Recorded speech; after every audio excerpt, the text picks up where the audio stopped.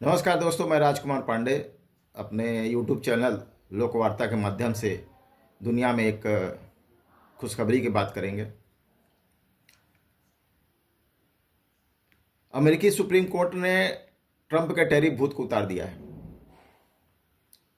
Trump अपने को दुनिया का दादा समझ रहे थे। उनको यह भ्रम हो गया था कि दुनिया में मैं जो चाहूँगा करूँगा, मुझे कोई रोकने टोकने वाला नहीं है। अब वैसे देखा जाए तो अमेरिका आज भी अर्थव्यवस्था में और सैन्य रूप से दुनिया में सबसे अच्छे पोजीशन पे है। उसका बराबरी कोई नहीं कर सकता। लेकिन अमेरिकी राष्ट्रपति ट्रंप की जो डिप्लोमेसी है वो नॉर्मल डिप्लोमेसी नहीं है। पिछले साल 20 जनवरी 2025 को जब वो ट्रंप राष्ट्रपति पद की शपथ लिए तो दुनिया को लगा कि सब कुछ अच्छा हो जाएगा। दुनिया के देश बड़ी आशा भरी निगाहों से ट्रंप को देख रहे थे। लेकिन यह भूत बहुत जल्दी उस समय उतर गया जब ट्रंप सभी देशों पर टैरिफ लगाने लगे और टैरिफ खेलने लगे। सबसे पहले कनाडा और मेक्सिको पर उन्होंने टैक्स लगाया 25% और 10% चाइना पर टैक्स लगाया। उनका कहना था कि ये दुनिया भर के देश अमेरिका में अपने माल भेज करके और सरप्लस में रहते हैं और अमेरिका की जो अर्थव्यवस्था है वो बर्बाद हो रही है। उसके बदले में चाइना भी टैक्स लगा दिया। उसने 100% लगा दिए, अमेरिका 25% और लगा दिया, 125% हो गए। लेकिन चाइना के पास 90% रेयर अर्थ मिनरल्स के भंडार हैं और जो अमेरिका को जिसकी आवश्यकता थी। इसकी वजह से अमेरिका को झुकना पड़ा और वो अपने नॉर्मल पोजीशन पे आया। उसके बाद आया भारत का नंबर। भारत पर 50% टैरिफ लगाया गया। 25% रेसिप्रोकल टैक्स थे और 25% एडिशनल टैक्स थे। भारत में 25% इसलिए टैक्स लगाया गया कि भारत के ऊपर भारत के लिए ये कहा गया कि भारत जो है रूस और यूक्रेन के युद्ध में रूस को फंडिंग कर रहा है। भारत वहाँ से तेल ले करके और उसको पैसे दे रहा है, जिससे कि उसी पैसे से रूस जो है हथियार गोला बारूद खरीद रहा है, बना रहा है और यूक्रेन के ऊपर चला रहा है। लेकिन भारत अपने स्टैंड पे अडिग था। भारत का कहना था कि हमारी ऊर्जा ज़रूरतें बहुत ज़्यादा हैं और हमें जहाँ से सस्ता तेल मिलेगा, कच्चा तेल मिलेगा, हम वहाँ से लेंगे। और रूस हमारा मित्र देश है, उसने हमेशा हमारे सुख दुख में काम आया है, तो हम कैसे दोस्ती उसका छोड़ दें। और भारत अपने विदेश नीति को अपने हिसाब से चलाएगा, किसी दूसरे देश के दबाव में वो अपने विदेश नीति को नहीं चलाएगा। भारत समय का इंतजार करता रहा। वो समय भी आया जब EU और के साथ भारत का ट्रेड डील हुआ। इसी जनवरी में 27 जनवरी 2026 को दिल्ली में संपन्न हुआ। इस डील के बाद अमेरिका को लगा कि कहीं भारत का विशाल बाजार मेरे हाथ से निकल न जाए।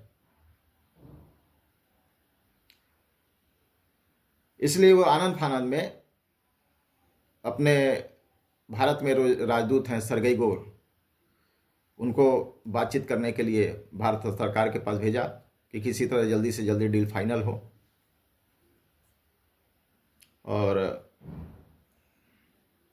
भारत जो है उस अमेरिका के साथ बातचीत तो हुआ, लेकिन भारत के साथ साइन नहीं हुआ।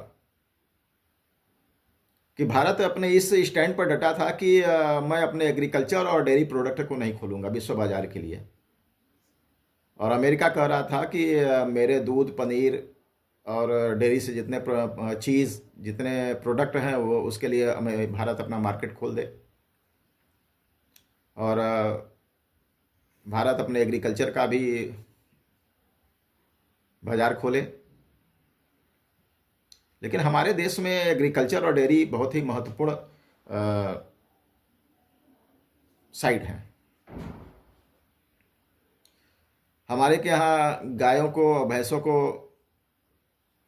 शाकाहारी चीज़ें खिलाई जाती हैं, चारा खिलाया जाता है, घास खिलाया जाता है, दूध खिलाया जाता है, उसके बाद से भूसा खिलाया जाता है, खली खिलाया जाता है। लेकिन अमेरिका में मांसाहार खिलाया जाता है गायों को।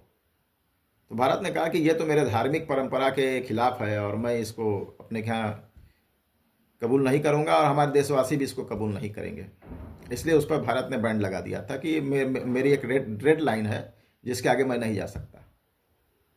आखिर में अमेरिका को झुकना पड़ा और अपने टैरिफ को घटाकर 18% करना पड़ा। इस बीच 20 फरवरी 2025 को अमेरिका के सुप्रीम कोर्ट का एक फैसला आ गया जो इस टैरिफ के ट्रंप के टैरिफ के खिलाफ आया। इससे ट्रंप को बहुत बड़ा झटका लगा। सुप्रीम कोर्ट ने कहा कि अमेरिका के टैरिफ लगाने का अधिकार वहाँ के संसद को है, वहाँ के कांग्रेस को है, न कि वहाँ के राष्ट्रपति को है। राष्ट्रपति ने गैर कानूनी तरीके से टैरिफ लगाया है। टैरिफ आपातकाल या आर्थिक आपातकाल या युद्ध के समय कुछ अधिकार अमेरिकी राष्ट्रपति को मिलते हैं और अमेरिकी सुप्रीम कोर्ट ने 6-3 के बहुमत से ट्रंप की टैरिफ पॉलिसी को खारिज कर दिया। कोर्ट ने कहा कि ट्रंप ने 1977 के कानून international emergency economic powers act का IEEPP का उल्लंघन किया है।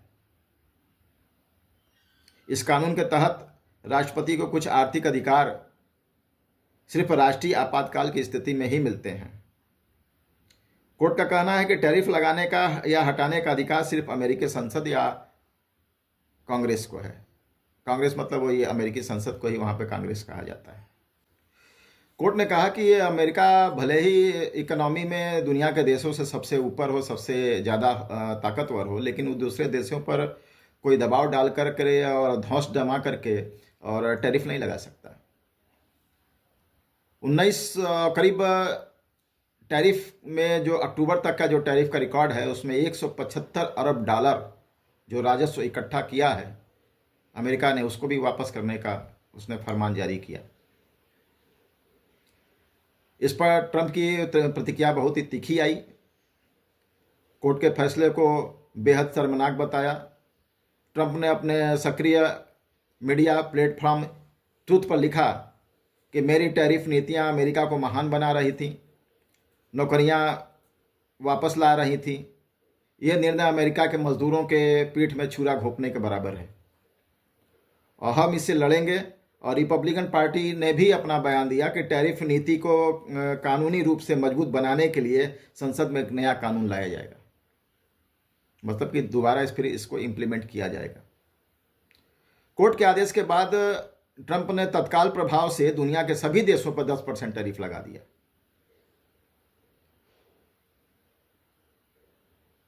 ट्रंप ने जिस कानून के माध्यम से 10% टैरिफ इंप्लीमेंट किया है उसकी समय अवधि 150 दिन है।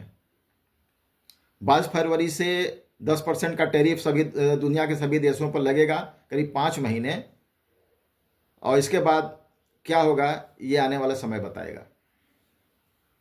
जो भी हो, भारत एक बहुत बड़ी इकोनॉमी है, अपने हितों का कोई भी देश नज़रअंदाज नहीं कर सकता।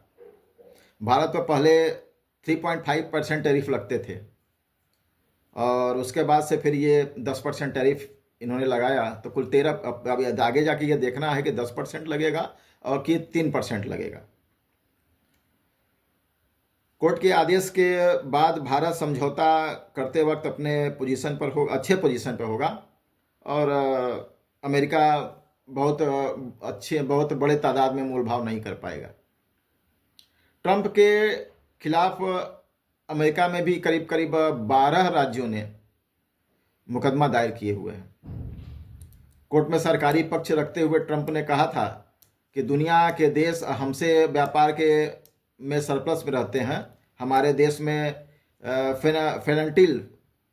फेंटालिन भेजकर अमेरिकी जो नौजवान हैं उनको नशे की लत दिला रहे हैं, इसलिए मुझे मजबूरी में टैरिफ लगाना पड़ा। कोर्ट में इन्होंने ये बयान दिया था अपने पक्ष में। कोर्ट के आदेश के बाद ट्रंप ने कहा कि मैं दुनिया को बर्बाद कर दूंगा। ट्रंप ने 1974 में बना ट्रेड एक्ट सेक्शन 122 के अंतर्गत 10% टैक्स लगाने का प्रावधान किया और दुनिया पर 10% टैक्स लगाया। कोर्ट के आदेश के अनुसार ट्रंप प्रशासन को पैसे वापस करने होंगे। अनुमानतः ये पैसा करीब करीब 175 अरब डॉलर है। लेकिन ट्रंप प्रशासन के साथ सामने यही सबसे बड़ी मुसीबत है कि वह पैसे वापस होंगे कैसे। किस डिपार्टमेंट के पास कितना पैसा है ये कैसे पता चलेगा। अमेरिकी ट्रेजरी में जितना पैसा है उससे देशों का कर्जा पूरा नहीं होगा और अमेरिका की स्थिति भी बहुत खराब है, आर्थिक स्थिति। भारत का अनुमान है, भारत का करीब 48 करोड़ डॉलर इस समय जो उसने ट्रेड डील के अंतर्गत पैसे काटे हैं, अनुमानतः 48 करोड़ डॉलर हैं और चाइना का लगभग करीब 24 बिलियन डॉलर है। इसी तरह करीब 50 देशों के पैसे अमेरिका के पास हैं। ट्रंप को अपने ट्रंप टावर बेच करके पैसे वापस करने पड़ेंगे। राष्ट्रपति ट्रंप ने सिर्फ अन्य देश ही नहीं परेशान है बल्कि उनकी पार्टी भी परेशान है। ट्रंप ने जो मुसीबत खड़ा किया है ये कोई नया नहीं है। इसके वापस करने की एक प्रक्रिया है जिस पर विचार किया जा रहा है। और ऐसा ही एक बार हुआ था 1986 में, एक टैक्स लगाया गया था जिसे हम हार्बर मेंटेनेंस टैक्स कहते हैं। उसमें यह होता था कि जो जिन देशों से मालवाहक पानी के जहाज के मार्फत जो माल अमेरिका पहुंचते थे, तो बंदरगाह पर ही आयाती सामानों के वाणिज्यिक मूल्य पर 0.125% की दर से टैक्स लगाया जाता था। इसका उद्देश्य बंदरगाहों का रखरखाव और मरम्मत और विकास के नाम पर यह टैक्स वसूला जाता था दुनिया के देशों से। इस पर मुकदमा चला और 1998 में यह टैक्स खारिज कर दिया गया। कहा गया कि यह टैक्स गैर संवैधानिक है और टैक्स खत्म हो गया। उस समय भी ये समस्या आई थी, वसूली की समस्या, कि ये जिन देशों का इतना पैसा अमेरिका के पास है वो वापस कैसे होंगे। तो प्रक्रिया चला था और अनुमानतः उस समय ये अनुमान लगाया गया था कि मुकदमे करीब 1 लाख से ऊपर थे वो मुकदमे। अब आज तो 10 लाख से 12 लाख मुकदमे हैं। अगर एक जज अगर 1000 मुकदमे रोज सुनता है तो सोचिए कितने साल लगेंगे इन मुकदमों को खत्म होने में। और इतने जज आएंगे कहां से।